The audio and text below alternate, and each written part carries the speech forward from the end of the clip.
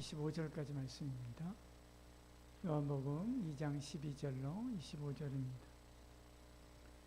주보에 보면 하늘목장 단기 쉼터에 대한 내용들은 광고 옆면에 들어가 있는데요. 교회에서 섬기고 있는 하늘목장 하늘타리, 지난주에는 우리 하늘타리에 대한 내용들을 실었고요. 오늘은 이제 하늘목장에 대한 내용도 실었습니다. 인천에 있습니다. 여러분들 혹시나 이쪽에 가시거나 또 이쪽에서 이제 아이들 어려움 당한 이들 있으면 여기서 연결하고 또 기도도 많이 해주시고 그렇게 하시길 바랍니다. 빌라를 한 동을 가지고 사용합니다. 이게 3층짜리인가 4층짜리인가 되는데 한 동을 통째로 쓰는데 빌라가 그렇게 크진 않고요. 작은 빌라입니다. 작은 빌라인데 그 통째로 쓰고 거기에 숙소도 삼고 사무실도 있고 숙소도 있고 그다음에 아이들 뭐 이런 거 저런 거 가르칠 수 있는 그런 공간들도 따로 있고 뭐 그렇게 합니다. 여러분 위해서 많이 기도해 주시고요. 혹시나 가까이 갈 수 있는 기회가 있거든 한번 들려보기도 하고 그렇게 하시기를 바랍니다. 이쪽은 그 사모님이 전체를 담당하고 있습니다. 사모님께서 담당하고 있는데 위해서 많이 기도해 주시길 바랍니다. 하나님 말씀 보겠습니다. 같이 읽겠습니다. 그 후에 예수께서 그 어머니와 형제들과 제자들과 함께 가버나움으로 내려가셨으나 거기에 여러 날 계시지는 아니하시니라. 유대인의 유월절이 가까운지라 예수께서 예루살렘으로 올라가셨더니 성전 안에서 소와 양과 비둘기 파는 사람들과 돈 바꾸는 사람들이 앉아 있는 것을 보시고 노끈으로 채찍을 만드사 양이나 소를 다 성전에서 내쫓으시고 돈 바꾸는 사람들의 돈을 쏟으시며 상을 엎으시고 비둘기 파는 사람들에게 이르시되 이것을 여기서 가져가라. 내 아버지의 집으로 장사하는 집을 만들지 말라 하시니 제자들이 성경 말씀에 주의 전을 사모하는 열심이 나를 삼키리라 한 것을 기억하더라. 이에 유대인들이 대답하여 예수께 말하기를 내가 이런 일을 행하니 무슨 표적을 우리에게 보이겠느냐. 예수께서 대답하여 이르시되 너희가 이 성전을 헐라 내가 사흘 동안에 일으키리라. 유대인들이 이르되 이 성전은 46년 동안의 지었거늘 내가 3일 동안에 일으키겠느냐 하더라. 그러나 예수는 성전된 자기 육체를 가리켜 말씀하신 것이라. 죽은 자가 가운데서 살아나신 후에야 제자들이 이 말씀하신 것을 기억하고 성경과 예수께서 하신 말씀을 믿었더라. 6월절에 예수께서 예루살렘에 계시니 많은 사람이 그의 행하시는 표적을 보고 그의 이름을 믿었으나 예수는 그의 몸을 그들에게 의탁하지 아니하셨으니 이는 친히 모든 사람을 아시며 또 사람에 대하여 누구의 증언도 받으실 필요가 없었으니 이는 그가 친히 사람의 속에 있는 것을 아셨음이니라. 아멘. 우리 예수님의 생애에 대한 이야기 계속 나누고 있습니다. 예수님 베들레헴에서 태어나셨다가 애굽으로 잠깐 피난하시고 그리고 다시 돌아오셔서 나사렛에서 성장하시게 되죠. 그리고 나이가 30쯤 되었을 때 세례 요한에게 세례를 받으시고 그리고 하늘에서 하나님께서 이는 내 사랑하는 아들이라 라고 확증하시는 음성을 들려주시죠. 그리고 나서 이제 광야에 나아가 시험을 받으십니다. 시험을 받으신 후에 예수님께서 돌아오셔서 전도하시죠. 세례 요한의 전도, 안드레의 전도, 빌립 전도, 그리고 예수님께서 나다나엘을 전도하시고 이런 전도하면서 제자들을 모으게 됩니다. 제자들을 모으신 이제 주님께서는 가버나움으로 내려가시게 되죠. 가버나움으로 제일 먼저 내려가셔서 그곳에 전도본부를 차리게 됩니다. 가버나움은 나사렛 근처에 있는 북쪽에 있는 그 호수 북쪽에 있는 그런 곳입니다. 여기를 거점으로 해서 예수님의 사역이 둘로 나누어지게 되는데 초기 사역과 후기 사역이 나누어지게 되는데 초기 사역은 이곳을 거점으로 해서 전도하시죠. 예수님께서 거기서 전도 본부를 마리아와 형제들 그리고 제자들을 데리고 가버나움으로 가셔서 전도 본부를 차리신 후에 얼마 안 있다가 오늘 성경이 말씀하죠. 바로 예루살렘으로 올라가게 됩니다. 왜냐하면 6월절이 가까워 왔기 때문에 그렇죠. 예수님께서는 6월절마다 예루살렘에 올라가십니다. 모든 유대의 남자들은 다 가듯이요. 예수님께서도 마찬가지로 유월절마다 가시는데 유월절에 올라가셨다라고 하는 내용이 3번 나옵니다. 그리고 이제 그 외에 다른 절기 때 잠깐 가셨던 그런 사건들이 나오게 되는데요. 그래서 예수님의 공생애가 3년 반 정도 된다라고 사람들이 추정을 하는 것이죠. 왜냐하면 유월절은 1년에 한 번밖에 안 돌아오니까요. 첫 번째 유월절 때 예수님께서 예루살렘에 올라가셔서 처음 하신 그 일이고요. 처음 하셨던 사건이 여기 나옵니다.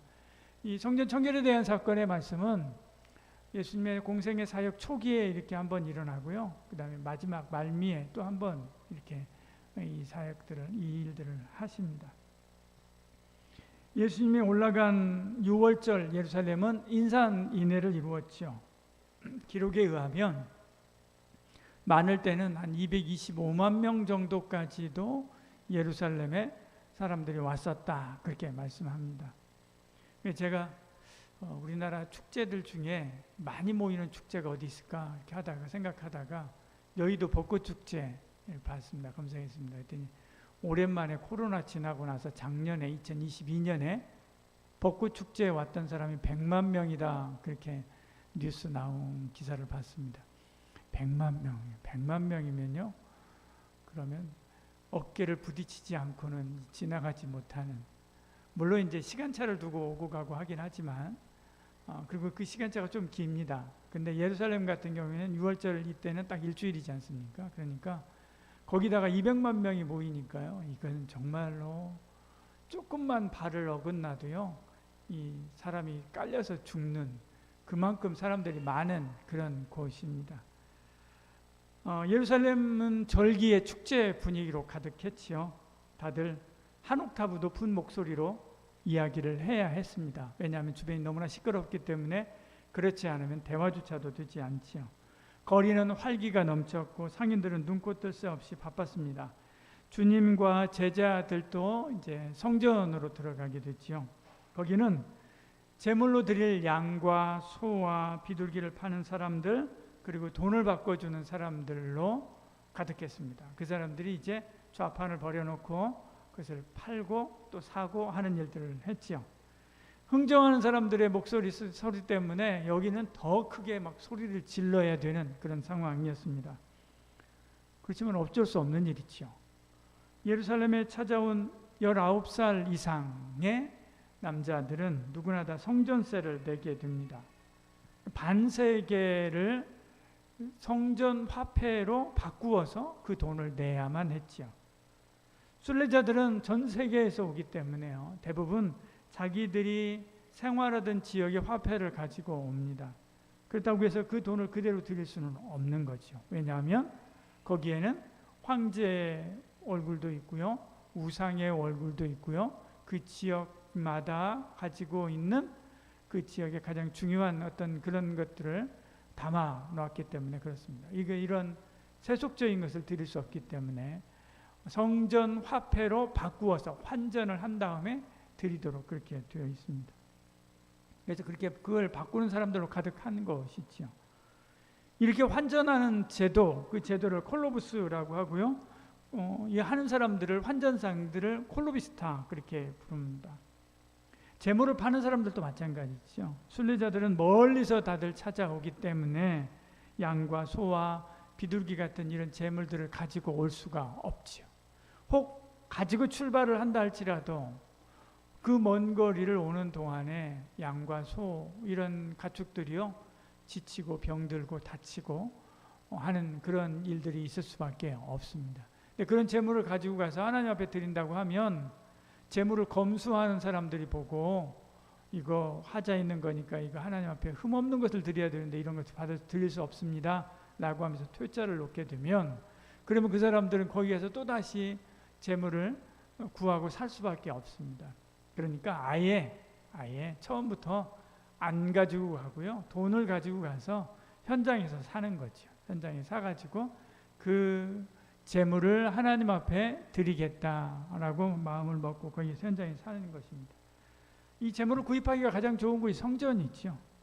그러니까 명절이 되면 성전 앞은 이 돈 바꾸는 사람들, 그리고 재물을 파는 사람들, 이런 사람들로 인산인해를 이룰 수밖에 없는 것입니다.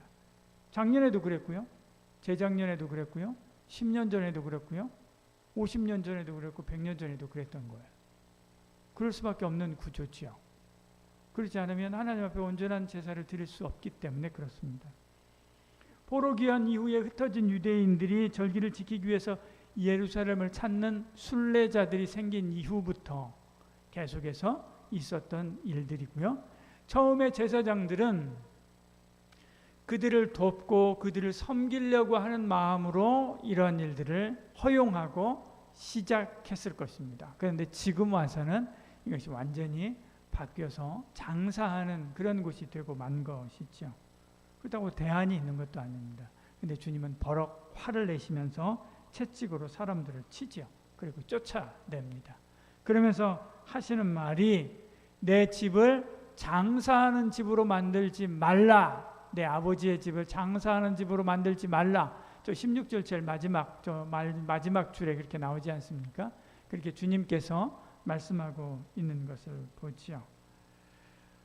주님께서 이렇게 화를 내신 것은 이 사람들이 주님의 말씀 그대로 장사하고 있기 때문에 그렇습니다. 이것을 통해서 자기 이익을 챙기고 그 이익을 위해서 성전과 제사를 이용해 먹고 있기 때문에 그런 것이죠. 여기 제일 큰 장사꾼이 누굽니까? 제일 큰 장사꾼은 누가 뭐래도 헤롯이죠. 헤롯이 제일 큰 장사꾼입니다. 예수님께서 올라가셨을 때 성전은 세 번째 지은 성전입니다. 처음에는 우리가 잘 알듯이 솔로몬이 지었던 솔로몬 성전이지요. 이 성전은 화려하고 멋지고 컸던 성전입니다. 그렇지만 586년에 바벨론에 의해서 이 첫 번째 성전이 파괴된 후에 다시금 포로 귀환을 하면서 스룹바벨을 통해서 두 번째 성전을 짓게 됐죠. 근데 이 두 번째 성전은 보잘것 없었습니다. 그래서 이 두 번째 성전의 기초를 세운 뒤에 예전에 예루살렘 성전을 보았던 솔로몬 성전을 보았던 사람들, 노인들, 그 노인들이 웁니다. 울어요. 한편으로는 기뻐서 울고요. 또 한편으로는 너무 씁쓸해서요. 그때 그 멋진 성전이었는데 지금 보니까 지금 우리가 다시 세우는 이 성전은 너무나 초라하고 너무나 보잘것없구나라고 하는 그런 생각 때문에 우는 거죠.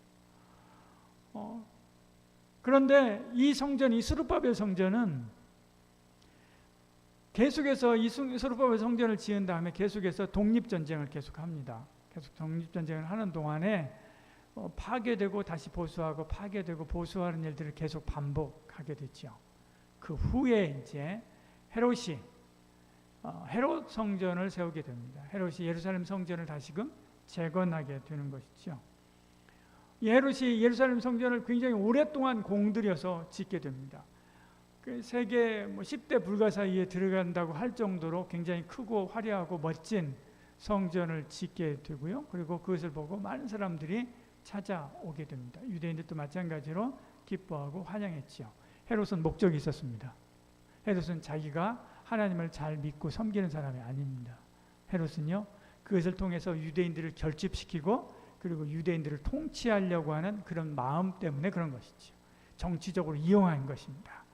그래서 헤롯 성전을 멋있게 지어놓고 그리고 유대인들을 장악하고요, 평생 동안 유대인의 왕 노릇을 하는 것이지. 그리고 죽고 나서도 유대 땅을 넷으로 분할해가지고요, 자기 자식들한테 나눠주지 않습니까? 그러면 이 헤롯 성전을 지을 때 지은 돈이 다 어디서 나왔습니까? 헤롯 자기 호주머니에서 나온 건가요? 아니죠. 유대에 있는 이스라엘 백성들을 다 착취하고 세금 걷어가지고 그걸로 만든 거 아닙니까? 헤롯은 유대인들 걸 뺏어가지고 성전을 지어놓고요, 자기는 그 위에서 그거 가지고 평생 군림하고 자기 자식들 대대손손이 잘 살도록 했죠. 제일 이윤을 남긴 사람은 사실 헤롯입니다. 두 번째 장사꾼은 뭐니 해도 대제사장들이지요. 성전에서 재물을 사고 팔고 환전하는 사업권, 이 사업권이 대제사장한테 있었습니다. 인허가를 그들이 해주기 때문에 그런 것이죠. 거기다가 재물을 검수하는 검수권도 역시 대제사장에게 있습니다. 대제사장은 이 사업권을 팔아가지고 돈을 받습니다. 또 아예 대제사장은 성전 제물용 양과 소를 기르는 목장을 운영했습니다. 그래서 예루살렘 주변에는 제사장이 운영하는 이런 목장들이 수두룩했습니다. 거기는 순전히 이 제물을 드리기 위한, 제물로 사용하기 위한 이런 양과 소를 기르는 그런 목장들이었죠. 그리고 거기서 내다가 팔면 그 양과 소를 사가지고 와서 검수를 받는 것이죠. 검수를 받으면 그 목장에서 가져온 것은 허락을 해주는 것입니다. 그러면 제물을 드리고 가는 거죠. 얼마나 많이 받겠습니까? 검수권을 받고 그 양과 소를 또 팔아가지고 또 돈을 벌고 그 돈이 어마어마했습니다. 그래서 그 고대 고고학으로 발굴한 제사장들의 집들 보면요, 황제의 황궁처럼 그렇게 잘 지어놨습니다. 대단합니다.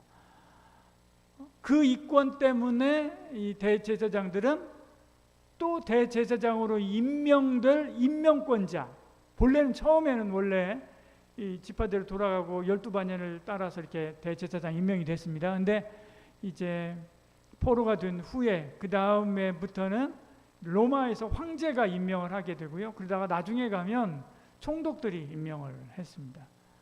지금 예수님 시대에는 총독들이 임명하는 그런 시기입니다. 처음에는 그 임명해서 운영하는 그 대제사장으로 재임 기간이 길었습니다. 점점점 이게 짧아져요. 마지막에 가서는 1년에 한 번 단위로 이렇게 줄입니다. 왜냐하면 그래야 돈을 많이 받기 때문에. 로마 황제가 돈을 다 쓰고요. 그리고 돈이 부족하니까 계속해서 이런 정책들을 펴요. 그래서 대제사장들한테 돈을 받아내요. 뜯어내는 거죠. 뜯어내기 위해서 그렇게 바뀌게 됩니다. 마지막에 가면 하나님도 잘 모르고 하나님 잘 믿지도 않는 사람들이 대제사장이 되고 막 그렇습니다. 근데 그 사업권을, 이 대제사장 임명권을 받기 위해서 어마어마한 뇌물을 로마 황제에게 혹은 총독에게 주고요, 혹은 왕에게 주고요, 그리고 이 대제사장 임명권을 사는 것이죠. 그 다음에 또다시 이런 여러 가지 사업들을 벌여가지고 그보다 2배, 3배 더 많은 돈들을 또다시 백성들에게서 혹은 순례자들에게서 뜯어내는 것입니다. 이 대제사장들 얼마나 큰 장사꾼입니까? 여기서 장사하고 있는 장사꾼들이죠. 대기업이라고 할 수가 있습니다. 그 다음 장사꾼들은 지금 예수님께 책망받고 있는 이런 재물을 파는 사람들, 환전상 이 사람들인 거죠. 성전세는 성전화폐로 화폐인 세겔로 내야만 합니다. 예루살렘에 도착해서 환전해야 되는데요, 이때 내는 성전세가 한 사람 임금 정도가 됩니다. 하루 임금 정도가 됩니다. 우리로 보면 뭐 10만 원이라고 그냥 계산하기 쉽게 10만 원이라고 한다면 220만 명, 200만 명이라고 계산을 해도요 2천억 원이 되는 거죠. 2천억 원입니다. 거기에 자기가 남기는 것이 10%만 해도요 200억 원이 되는 겁니다. 근데 10%만 남겼겠습니까? 1년에 한 번 오는 것인데 그렇지 않았겠죠. 2배, 3배 받았을 것입니다. 그러니까 이 금액만 해도요 어마어마하게 많은 것이죠. 진짜 돈이 되는 것은 재물이죠. 이 사람들이 그 재물을 팔아가지고 돈을 받는 것입니다. 그 받아가지고 그걸 가지고 뭐 합니까? 제사장한테 가고 또 사업권을 또 사는 거예요. 그 사업권을 살려고 주는 그 돈, 그거보다도 더 많은 돈들을 뭘 통해서 받아요? 이 재물을 팔고 환전하고 하는 데서 더 많은 돈들을 수익을 얻는 거죠. 이 사람들이 장사꾼인 거죠. 주님은 이 모든 것을 다 아십니다. 화가 나가지고 주님께서 그들을 내친 것입니다. 마지막 장사꾼들은 순례자들입니다. 지금도 성지순례 가는 거 쉽지 않죠. 성지순례 가는 거 쉽지 않습니다. 저도 성지순례 딱 한 번 갔다 왔습니다.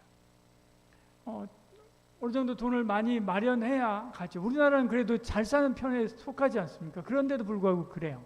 근데 당시에 어떻겠습니까? 굉장히 힘들었겠죠. 예루살렘 순례하려고 오랫동안 돈을 모아가지고 거룩한 도성 예루살렘에 도착했는데 여기는 세상보다도 더합니다. 짐승과 사람이 뒤섞여서 여기가 어디가 어디인지 분간도 하지 못하고요.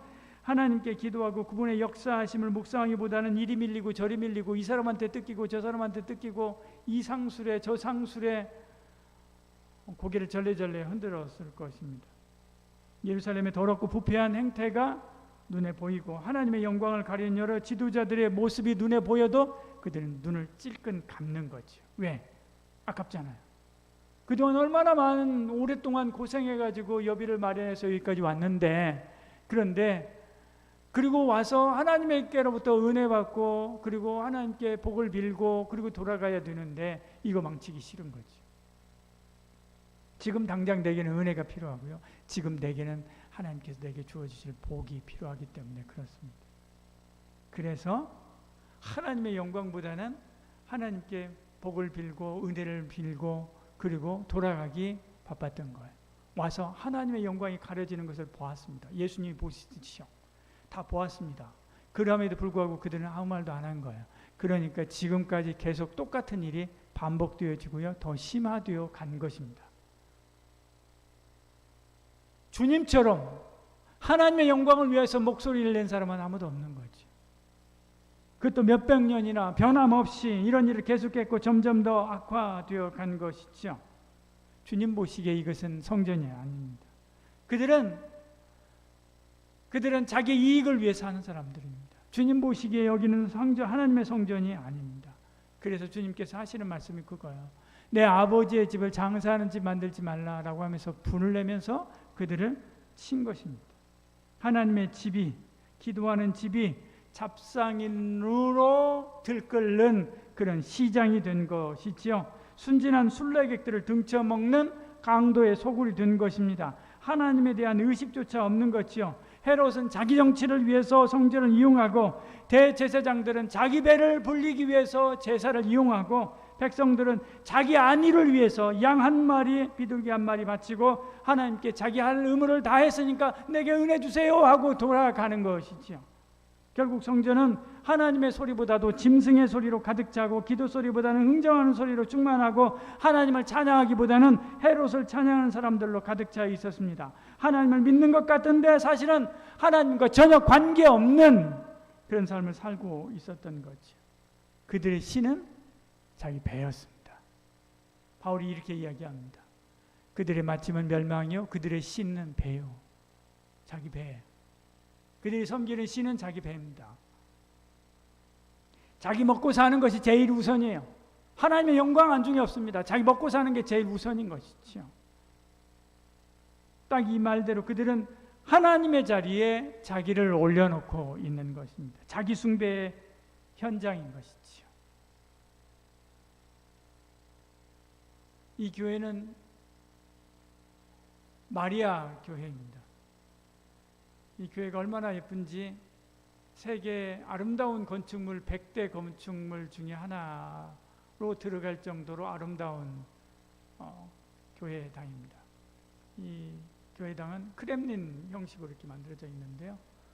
겟세마네 동산으로 올라가는 예루살렘에서 겟세마네 동산으로 올라가는 초입에 있습니다. 굉장히 아름다운 교회당이죠. 이 교회는 마리아를 기리는 교회입니다. 가톨릭 교회는 마리아를 구원의 중보자로 삼죠. 그들은 은총을 받는 두 길이 있다라고 이야기합니다. 하나는 마리아고요, 하나는 예수다 그렇게 이야기합니다. 마리아는 평생 동정녀로 살았고 원죄와 자범죄가 없고 승천했다 그렇게 믿습니다. 이게 바로 천주교의 여러 교리들 뒤에 괄호 붙여놨죠. 그 교리들이 이야기하고 있는 것입니다. 마리아 무죄교리, 마리아 중보자교리, 마리아 승천교리. 마리아는 물론 복된 사람이죠. 누구보다도 예수님을 잘 알고 헌신했고 사랑한 분입니다. 그러나 사람이지요. 결코 숭배의 대상이 되어서는 안 됩니다. 그런데 기독교가 국교로 공인되면서부터 마리아 숭배가 나타나기 시작합니다. 형식적으로 기독교로 개종한 가짜 그리스도인들이 예전에 자기들이 섬기던 여신, 그 여신이 없으니까 서운한 것이죠. 그래서 기독교 교리 안에서 그 여신을 찾은 것입니다. 그게 바로 마리아지요. 아르테미스를 섬기던 사람들, 아프로디테를 섬기던 사람들, 다이아나를 섬기던 사람들, 비너스를 섬기던 사람들의 숭배가 마리아 숭배로 바뀐 거예요. 그래서 자기들은 비너스를 섬긴다고 하면서 섬기지만, 속으로는 섬기지만 마리아 숭배한다라고 한 것들이 전통으로 지금까지 내려온 것입니다. WCC는 이런 마리아 교리를 그대로 수용하면서 교회 일치 운동을 합니다. 그리고 WCC에 같이 들어가 있는 모든 교회들에게 무엇을 요구하냐면 마리아 숭배에 대해서 비판하지 말라라고 입을 다물게 합니다. 가톨릭은 마리아 숭배를 옹호하는 거죠. 가톨릭 교회의 마리아 숭배를 옹호하는 것입니다. 이 마리아 숭배에 대해서 가장 통탄할 사람이 누구입니까? 마리아 자신이지요. 주님을 위해서 가장 헌신하고 충성한 마리아의 삶을 가장 더러운 우상 숭배의 도구로 삼고 있기 때문에 그런 것입니다. 여러분 한번 보십시오. 이 마리아 교회를 이걸 교회라고 할 수 있습니까? 이게 교회입니까? 교회가 아닙니다. 여기 예수님이 아닙니다. 여기 하나님을 섬기는 것이 아닙니다. 마리아를 섬기는 것입니다. 주님은 이런 교회들을 가만두지 않는 거죠. 지금 예루살렘 성전에서 사람들이 하나님을 섬긴다고 찾아왔는데 결국에 뜯어보니까 뭘 섬기고 있는 거예요? 다들 자기 배를 섬기고 있는 거예요. 자기 배를. 하나님이 아니라 자기 배를 섬기고 있는 거예요. 성전이 아닌 거죠. 성전이 아닌 것입니다. 하나님하고 상관이 없는 곳이 된 것이죠. 주님은 이런 교회를 가만두지 않습니다. 주님은 이 성전을 헐고 사흘 만에 내가 다시 짓겠다 그렇게 말씀하죠. 같이 읽어볼까요? 예수께서 대답하여 이르시되 너희가 이 성전을 헐라 내가 사흘 동안에 일으키리라. 그리고 다시 일으킨 성전이 뭡니까? 주님 자신이지요. 21절에 말씀합니다. 예수는 성전된 자기 육체를 가리켜 말씀하신 것이라. 주님이 생각하는 성전은 당신의 육체였습니다. 하나님의 영광을 위하여 존재하는 육체, 하나님을 위하여 드려질 육체, 성자 하나님 자신입니다. 하나님에 의해 하나님을 위하여 하나님이 지으신 하나님의 성전, 하나님께 예배하고 하나님을 높이고 하나님을 섬기는 성전이 있죠. 마침내 갈보리에서 십자가로 당신의 육체를 헐고 사흘 만에 부활하셔서 새로운 성전을 일으키셨지요. 부활의 주님, 다시 사신 주님이 되었던 것입니다. 그리고 그 주님이 교회의 머리가 되었습니다. 그리고 세운 교회가 바로 우리 교회인 것입니다. 그 주님을 구주로 믿고 영접한 사람을 하나님의 성전으로 다시 세우시지요. 같이 읽어볼까요? 너희가 하나님의 성전인 것과 하나님의 성령이 너희 안에 거하 계시는 것을 알지 못하느냐. 우리는 하나님의 성전입니다. 주님이 다시 세운 하나님의 성전입니다. 믿습니까? 옆에 있는 분 보고 당신은 하나님의 성전입니다. 이야기 한번 해보시길 바랍니다. 하나님의 성전입니다. 하나님의 성전. 여러분 각자가 하나님의 성전이고요. 우리 교회가 하나님의 성전입니다. 그러면 지금 주님이 오십니다. 지금 우리 가운데 오셨습니다. 우리 교회에 오셨습니다. 그리고 그 주님이 여러분의 마음의 지성소에 오셨습니다. 오셔가지고 그 주님이 뭐라고 하실까? 오늘 내가 네 마음에 와서 네 마음의 성전을 보니까 내가 마음이 기쁘다.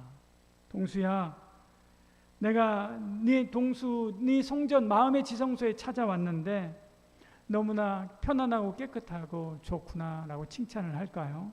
아니면 노끈과 채찍을 휘두르면서 내가 내 피로 다시 세운 이 성전을, 내가 내 피로 다시 세운 이 성전을 내가 또다시 더럽히는 더러운 강도와 도둑의 소굴로 만들었구나, 그렇게 책망하실까요?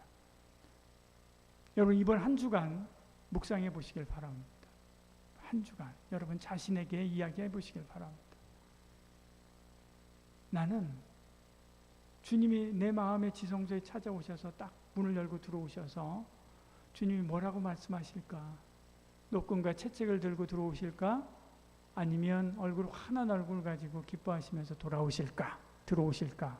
여러분 한번 생각해 보시길 바랍니다. 만약에 녹음과 채찍을 들고 들어오실 것 같은 마음이 들거든 두렵고 떨림으로 하나님 앞에 바로 서는 저와 여러분들에게 소원합니다.